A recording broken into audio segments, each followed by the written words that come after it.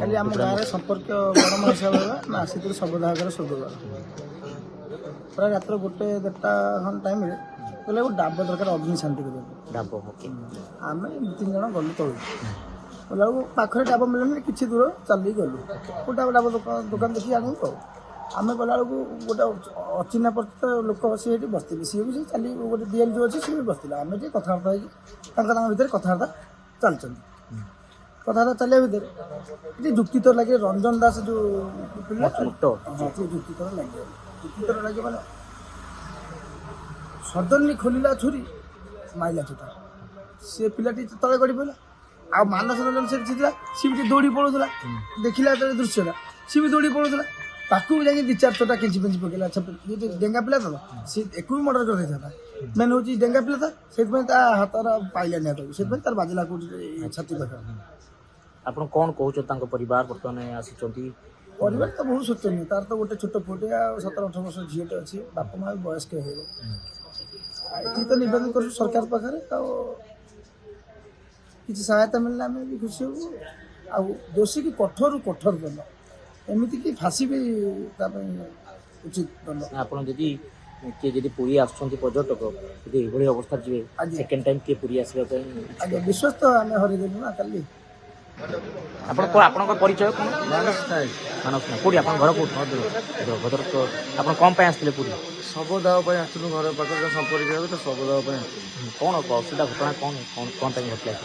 शब दाव डाब गोटे दरकार से कहले आम आईलु बाहर को डाबटे नापे डाबटे आम 4 जन आम जाऊँ अभिराम बारिक मु प्रकाश रंजन आम आमर कथा जाऊँ मैंने लाउड आम कथा हो सी रियाक्ट कला कौन कौन घर कौटे चिल्लाऊँ ये कथा जुक्तिगत लगे रंजन का जुक्तिगत पड़ते पड़ते ठेला पेला भर खोलला मारिदेला गोटे कारण कारण सदस्य अनंत सहित कारण कौन आम तो जानू केवे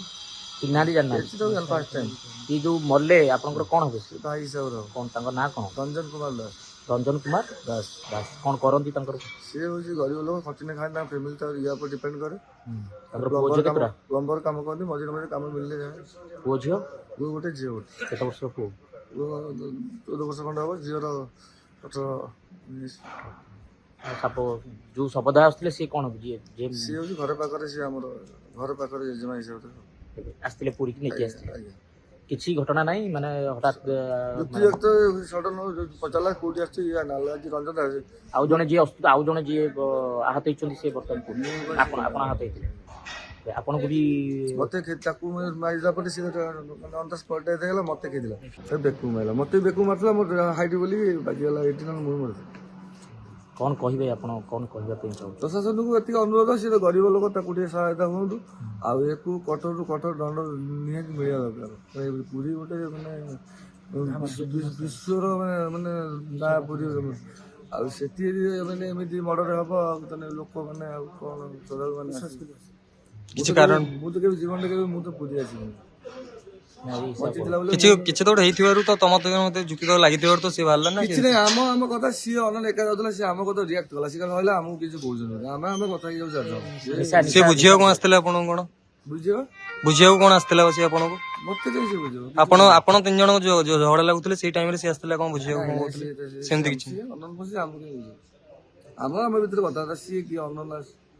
देखंतु पुरी सहर में घटी एक चांचल्यकर हत्याकांड भयावह हत्याकांड मृतक जड़े जार तंटी काटी हत्या करा जायछि जड़े युवक जनक हेउचंती भद्रक जिला बंत थाना अंतर्गत आपंडा ग्रामर रंजन कुमार दास रंजन गतकाली जड़े संपर्कंकर अंतिम संस्कार पाई पुरी स्वर्गद्वार को आसले स्वर्गद्वार रु किछि साथी सहित फेरिबा समय रे जड़े युवक सहित बचसा होइतिला बचसा पर युवक जनक रंजन को छुरी आक्रमण कर तंटी काटी देइतिले फलस्वरूप रंजन मृत्यु होइतिला रंजन कुमार दास जे कि मृत अवस्था चैतन्य छक पुरी समुद्रकूल थाना अंतर्गत चैतन्य छकरे घटना घटीला मृत्यु अवस्था रंजन चैतन्य छकरे पड़ी रही चैतन्य छकरे ए भयावह हत्याकांड घटी सेठी घटनास्थल रंजन मृत्यु होता रंजन जड़े सांग